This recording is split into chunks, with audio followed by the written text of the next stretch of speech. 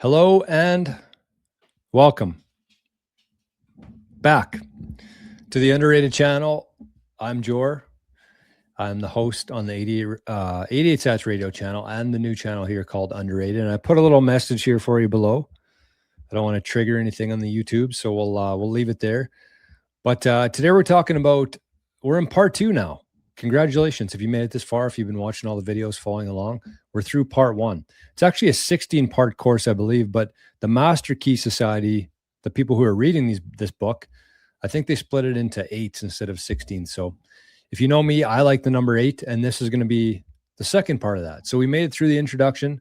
We learned about the mastermind. There was a lot of good, insightful concepts in the first part, but I think this one's going to be a banger. I've listened to this chapter several times now, maybe more than that. And there's lots of exciting things and interesting things that I think that everybody here, regardless of what you do for your career, job, business, whatever it is, I think it's going to be very applicable to you. So without further ado, let's get to the reading here. It's only going to be a couple minutes, but I wanted to start right from the beginning here. What I've have been doing.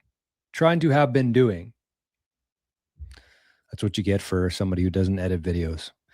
Trying to have been doing is kind of going through these chapters beforehand, picking out the relevant parts, relevance in the sense of the audience here.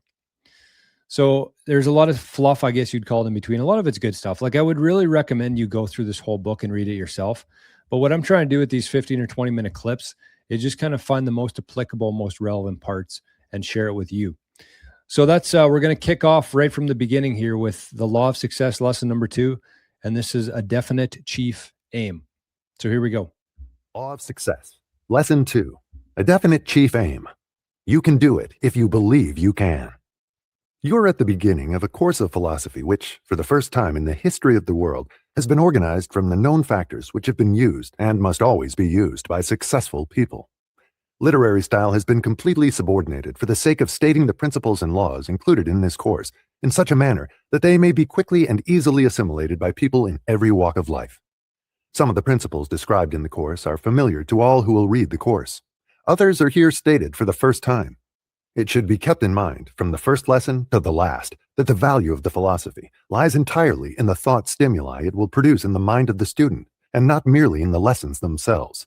Stated in another way, this course is intended as a mind stimulant that will cause the student to organize and direct to a definite end the forces of his or her mind, thus harnessing the stupendous power which most people waste in spasmodic, purposeless thought.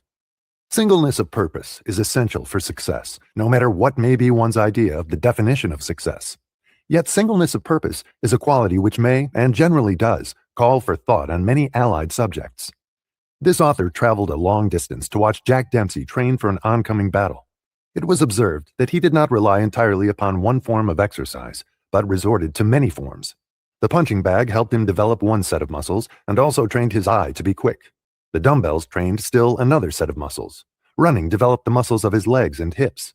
A well-balanced food ration supplied the materials needed for building muscle without fat.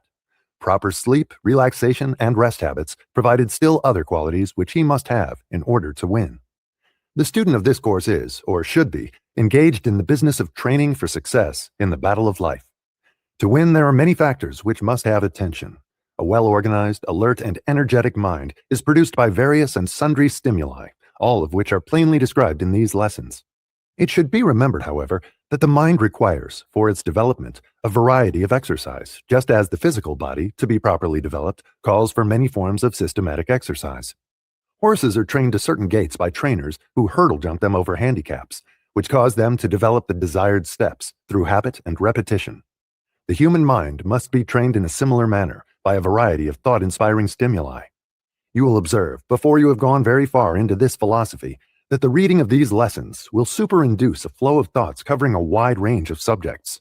For this reason, the student should read the course with a notebook and pencil at hand, and follow the practice of recording these thoughts or ideas as they come into the mind. By following this suggestion, the student will have a collection of ideas by the time the course has been read 2 or 3 times, sufficient to transform his or her entire life plan. By following this practice, it will be noticed very soon that the mind has become like a magnet in that it will attract useful ideas right out of the thin air to use the words of a noted scientist who has experimented with this principle for a great number of years. You will do yourself a great injustice if you undertake this course with even a remote feeling that you do not stand in need of more knowledge than you now possess. In truth, no man knows enough about any worthwhile subject to entitle him to feel that he has the last word on that subject.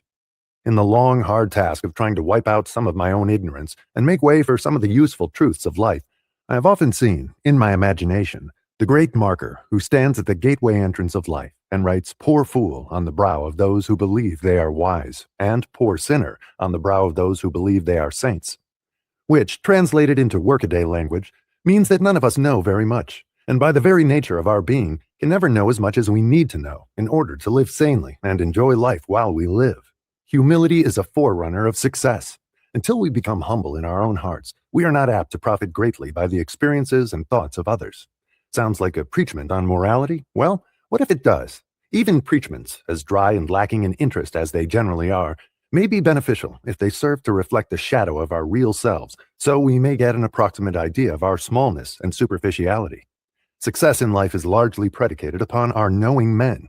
The best place to study the man-animal is in your own mind, by taking as accurate an inventory as possible of yourself. When you know yourself thoroughly, if you ever do, you will also know much about others. To know others, not as they seem to be, but as they really are, study them through 1. The posture of the body and the way they walk. 2. The tone of the voice, its quality, pitch, volume. 3. The eyes, whether shifty or direct. 4. The use of words, their trend, nature, and quality. Through these open windows, you may literally walk right into a man's soul and take a look at the real man. Going a step further, if you would know men, study them when angry, when in love, when money is involved, when eating, alone and unobserved, as they believe, when writing, when in trouble, when joyful and triumphant, when downcast and defeated, when facing catastrophe of a hazardous nature, when trying to make a good impression on others, when informed of another's misfortune, when informed of another's good fortune, when losing in any sort of a game of sport, when winning at sport, when alone in a meditative mood. Before you can know any man as he really is, you must observe him in all the foregoing moods, and perhaps more, which is practically the equivalent of saying that you have no right to judge others at sight. Appearances count, there can be no doubt of that, but appearances are often deceiving. This course has been so designed that the student who masters it may take inventory of himself and of others by other than snap judgment methods. The student who masters this philosophy will be able to look through the outer crust of personal adornment, clothes, so-called culture and the like, and deep down into the heart of all about him. This is a very broad promise. It would not have been made if the author of this philosophy had not known, from years of experimentation and analysis, that the promise can be met. Some who have examined the manuscripts of this course have asked why it was not called a course in master salesmanship. The answer is that the word salesmanship is commonly associated with the marketing of goods or services, and it would, therefore, narrow down and circumscribe the real nature of the course. It is true that this is a course in master salesmanship, providing one takes a deeper than the average view of the meaning of salesmanship. This philosophy is intended to enable those who master it to sell their way through life successfully, with the minimum amount of resistance and friction. Such a course, therefore, must help the student organize and make use of much truth which is overlooked by the majority of people who go through life as mediocres.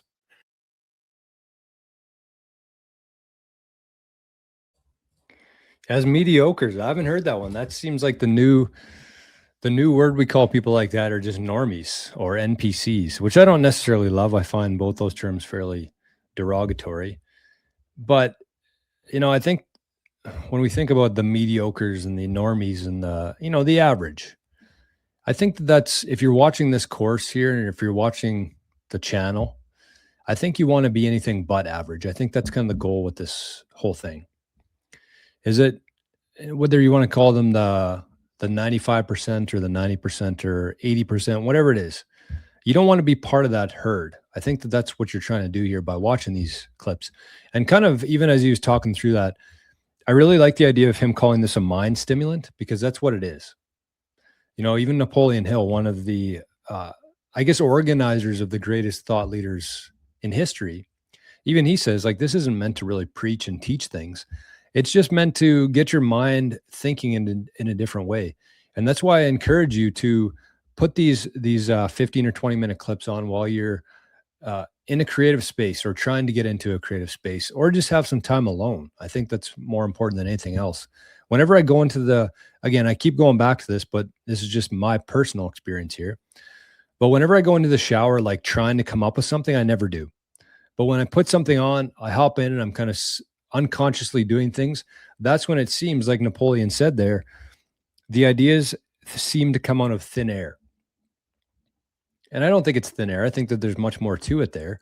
But the point is this is exercise. Just like you said, you have to exercise your body, just like a professional athlete would. You have to do the same kind of thing with your mind. And that's why I like these lessons. That's why I wanted to make this channel, is to kind of serve as a mind stimulant for you. But he talked about a couple different things there. He said, number one, I think it is important to go through this whole thing with a notebook. If you haven't done that already yet, I would. You could just put these 15 or 20-minute clips on kind of, again, as a stimulant to get into a creative space.